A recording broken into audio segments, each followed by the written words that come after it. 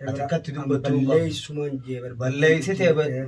بلّيسيتي بدي بدو أبدا كلمة توصاتي بدين تتأمّن تنتي أصومتو متي هم نتي هذا خنيول ده برفنو نما راج يسيو من قد ما جدو تايا ديجا سابا سيفتا المنامات سنيتي أما نو في الرد برا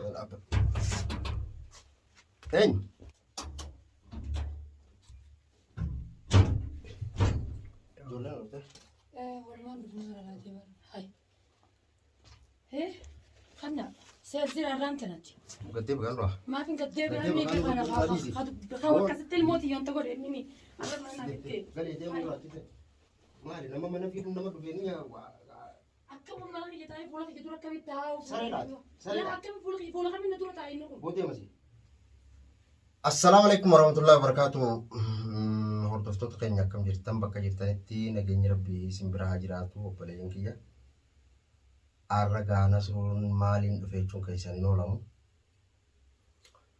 kana durallee dubbiin deddeemuma turtee bilbilaanillee namoota lama sadiitu na dubbisuu turelleedha waan kanarraayi akkasuma gaarra kun kennaan mana kiyyatti argama nasruu dhiifamaa jechuudhaan gartee asitti argame namni inni hojii argames taajuudha taajuun immoo akka manguddummaatti gartee fidee dhufee namni na dubbisee gartee isallee fidee dhufe taajuudha taajuun gara guyyaa lama guyyaa sadii bilbila na bilbilu jira anillee waan kana garuu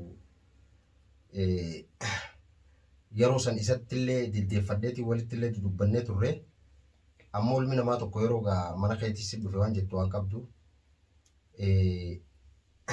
tanaafuu hordoftoota isinillee waan deemaa jiru quba qabdanii takkanaati yeroo ammaa kana garuu namnillee mana hin jiru ammaanuma qofaat jiralleedha yeroon asrii jirra yeroon amma jirru tun ammuma gartee xiqqoo dura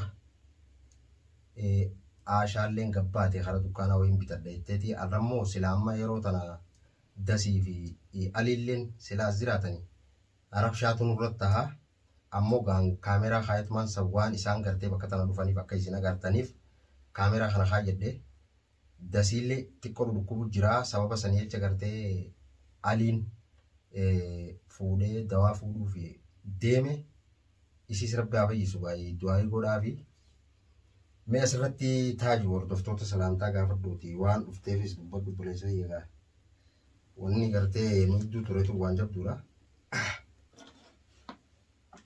السلام عليكم ورحمة الله وبركاته هردفتو تغيني واني نوتي قبلني دفني والدبي إسان جدو يرتوهانا دقيتين نسرورة اللي بالبلين ترى اتشرع خياتين خنا قبيه أكا إني ميلان دفعتي جدو دقيتاي جدو فتوتين اتياديه إساس فوريه خيه فتيه نمني تقول دابو نمجرة eega wal dhabaniis kanama jidduudhaa fixu namuma saniin itti yaadee anis namni tokko yoo khayrii nama itti yaadee rabbiillee inni yaadaafi garuu ammoo yakka inni hojjete waan guddaadha silaa dasiinii fi aliin faan amma kaasittiin dhufan taate aashaajii yoo dhufan taate balaa biraa bu'aawu hanqaa isaan mana hin jirree fi xiqqoo furmaanni keenya irra nageenuute saniifuu dhiira takka hoggaa manatti itti dhufan akka jaaniif irraa nama oofanii sin qabanii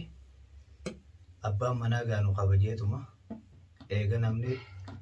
eega nama fudhattee dhufte akkaan itti firraa isin baasuun qabu yaadu juun akkasi waliin gatteenye yaadni keenyaas yaada akkanaa kana inshaallah waan itti aanaatis itti dabarraan jedha. Nee taaju asirra wayin si gaafachuu barbaade. Gurbaan kun dhuga jaartii isaalleen as na bira turtu. Jaartii isaa tanaan galchuuf hin dinne. Akkuma gartee namni gaa heeraan gartee gattaa'ee haasa'ee galchuttiin galchaaf jeetiin manguddoollee ergatee ture. Manguddoon sanuu mucaan gartee Khadiir Jaasan obboleessa isaati takka jedha. Ta'isiisanii haaftu. Ilmoo xiyya tana fuudheeti ilmoo san gartee hangam takka taabameetiin kaameraan jala deemee baasee eega nuti kaameraan ilmoo san baafnee asbee miijoo sanii hojii mareechuun cootii hojii. Amma dura gaa silaa amma silaa miijummaan tiyyeessan akka galtu taate gartee gaa madarasaa dabarachuu jirti isaa boodaa baratanii. Haatilee waa bitadheetumaan gartee isaanillee fidee dhufaa jetteeti gabbaate takka inni madii. Namni kun ilmoo namaa fuudheetuma dilas akkas nu godhee magaalaa tana sababa san dalagaa fi waan hin tiiru kana hunda dhiisee deebi'ee immoo Ali an obboleessaa qabe obboleessaa san hin miinellee. Sababaa isaa sanii. Guyyaa tokkoon gartee sanuugaa sababa michiyyoo gartee dasuma na bira jirtu tanattuu finfinnaa gurbaan dhiitee miidhe. Obboleessisaa. Sababa san irratti gartee isallee daddaye garuu immoo hanga jiru sanii dhuma jira. Gaamma inni aliillee hedduutuun harabshaan tun hundi taatee waan kana hunda dalagee nasruu gaafirraa hin dhoorkaa akkuma fedhettu. Nasruun haasba'u dhiira taanaan jee obboleessaallee amma ilaa amma dhaadachuu jira. Ilaa har'a aduu amma jiru tanatti dhaadachuu jira. An viidiyoo isin waraabdanillee maan arge. Mee dhiifamni kun dila kana namni nama godhee akkam jettee yaaddamee taa'u kan quba qabdaan. Nasruu waanya inni balleessaan isaa guddoodha. Namni ilmoo takka abbaa jalaa fuudhee dila san nama lafee deebii isaanuma keessa jaartii isaa silaa dhukkubu sanillee as deebi'ee qoricha godhuuf hin yaalin yaa'ii inni kaayasanis batiin isaatis batii gurguddoodha yakka gurguddaadha raawwate tanuma waliin wal qabate haatummaan silaa ilmoon akkasi jalaa fuudhamte sanu yoo akkanatti arraan tana kanurra geessu taate toltuun akka ammaa tun hin jirtu beeyte hamma dhiirti garaa jabaatu takka haati ilmoo garaa jabaattee.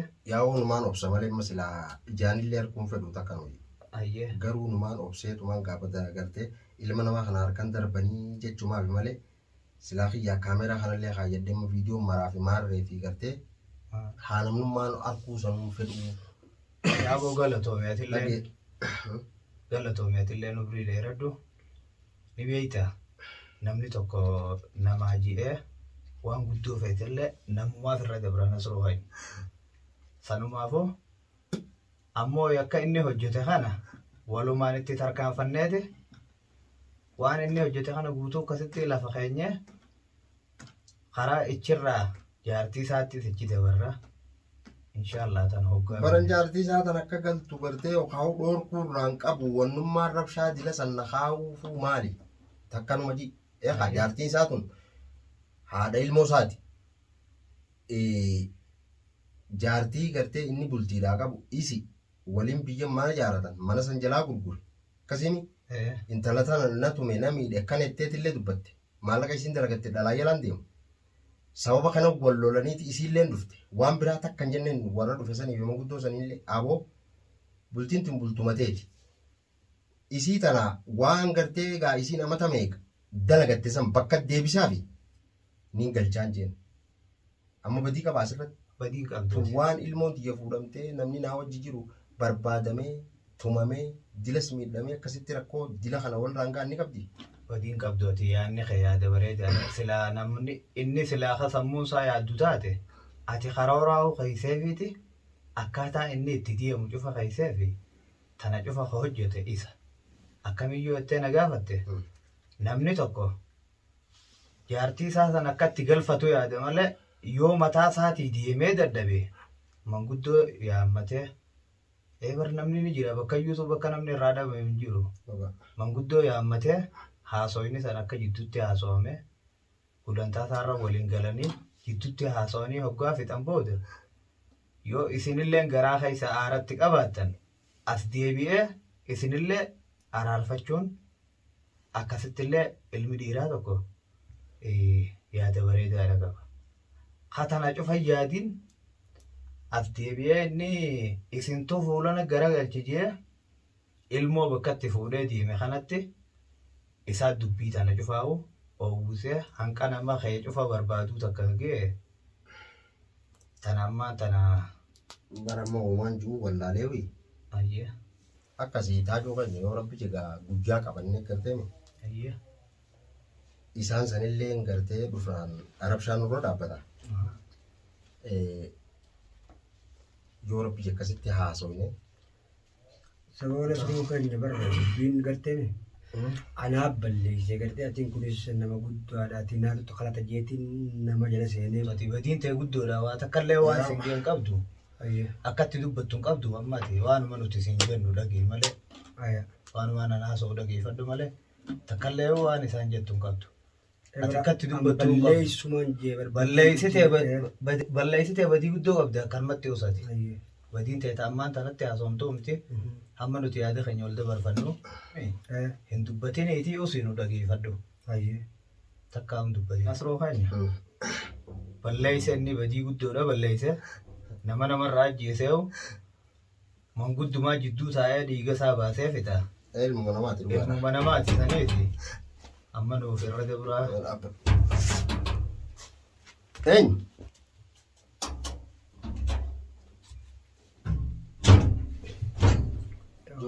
Walumaan dhufnaa laatee bara. Hai. Kanna seezira rantanati. Gaddee bagaan dura. Maafin gaddee bagaan meeqa kana kaawwa akkasitti ilmooti yoon ta'u godhe inni akka mana fittee. Galee deemuu laatite maali nama mana fiiduu nama dhufeenii akka mana kiyya taa'ee fuula kiyya dura akkamitti taa'u. Sareedhaati. Sareedhaati. Akkami fuula kamiin dura taa'e inni kun. Boo deemasi. Deemee gal harma na keessa. Atummaan mungkin uka kali mau Kusi gali yalla gali kamu. Gali. Ya boleh sih ya mau gartee mee taajuu keenya kan jee. Ayyee. Yoo rabbi jee guyyaa qabanneeti. Ayyee. Isaan sanillee kan ta'an ittiin dubbadha. Tamam. Akkasitti gartee haasoo yoo rabbi jee gatteenye haasoo malee waan akka dhaabbata kanatti haasoo miti maaliif jee. Ayyee. Amma dhageessisillee wal lolu jirra. Dhuga lolaa jirra. Garuu gaa nama mana fi tokkotti gartee nama dhufe sijjeesee jennamni mana si dhufe si galtee. Namni mana dhufe nama jeesee. Dhuga santoo irra gartee lafa na qabe malee silaa isii miti kalol waana ati yoo rabbi jee wilii dhagaa gatteenyee gartee isaanuma sanuu hangaan danda'utti sitti dubbadhee alii fi dastuun faanis silaa dhufuuf ta'anii dhufanii isiillee gaa mushtaifa jirti. Intala sanillee namni jala deemee wallaanu jiru anu ammoo jaarsisii asuma keessa jira jechuudha magaalota keessa dhaggeeffadhu. Intala tan akka isiin gabbaatetti aduu guyyaa tokko ariyaala 5 feetaayi uffata ofirraa jirtu bakka tanatti hambifte hoodhu ofirraa jirii aduu guyyaa tokko hin jennu. Ilmooti iyya fuudhu nama na hojii deemu gartee maal godhu kana mujrimoota fide amma mujrimoota miti waan fedhe osoo fide duyda bal'aan qabaaf taajura keessa.